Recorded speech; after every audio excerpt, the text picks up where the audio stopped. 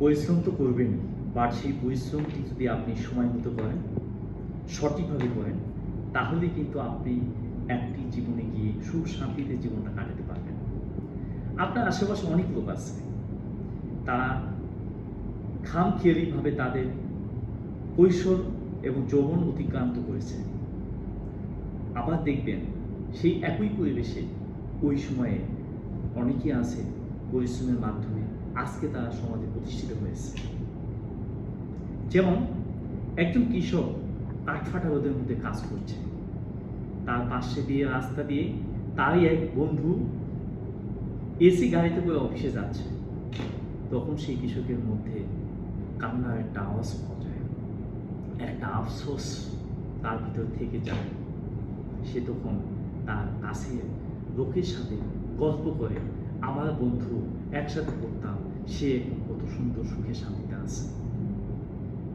ঠিক তেমনি একজন রিক্সাওয়ালা, একজন কুলি, প্রত্যেকটা ব্যক্তি কিন্তু কম্পেয়ার করতে জানে এবং তার একটা বয়সে গিয়ে আফসোস করে, এবং এই বয়সে এসে তারা প্রতিদিন 10 থেকে 12 ঘন্টা পরিশ্রম করে। বাট তখন তার মধ্যে একটা আফসোস হয়, ইস, যদি ছাত্র জীবনে 10 থেকে 12 ঘন্টা পড়তাম, আজকে তো আমি ইঞ্জিনিয়ার হতে পারতাম, আমি তো ডাক্তার হতে পারতাম, আমি তো ব্যারিস্টার হতে পারতাম।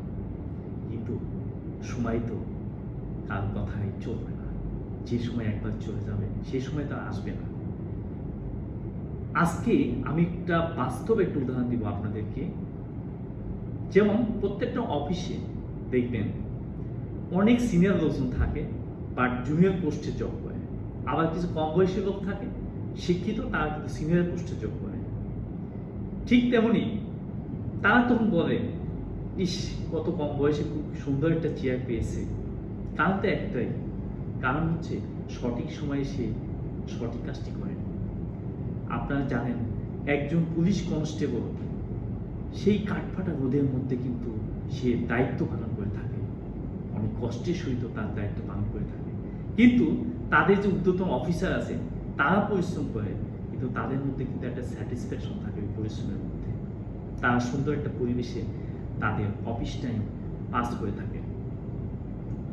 আমরা এইসব আলোচনা থেকে একটা বিষয় আমি বোঝাতে চাচ্ছি, পৃথিবীর প্রত্যেকটা মানুষ সমান পরিশ্রম করে, কিন্তু এই পরিশ্রম কেউ করে সময় মতো, কেউ অসময় করে। এই জন্য আমার দৃষ্টিতে আমি মনে করি পৃথিবীর প্রত্যেকটা মানুষের পরিশ্রম সমানুপাতিক।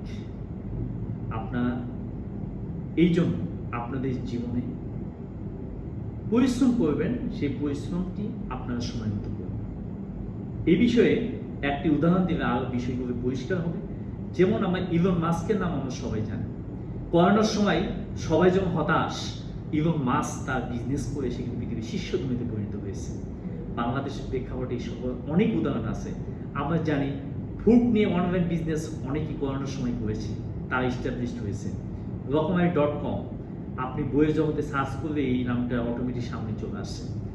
10 মিনিটস স্কুল, সঠিক সময়ে তার অনলাইন স্কুলের চিন্তা ভাবনা তার মাথায় এসেছে, বিদায় সে 10 মিনিটস স্কুল নামে একটা স্কুলের নাম সবাই জানি কম বেশি।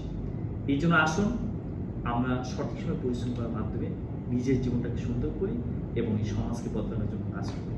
ধন্যবাদ সবাইকে।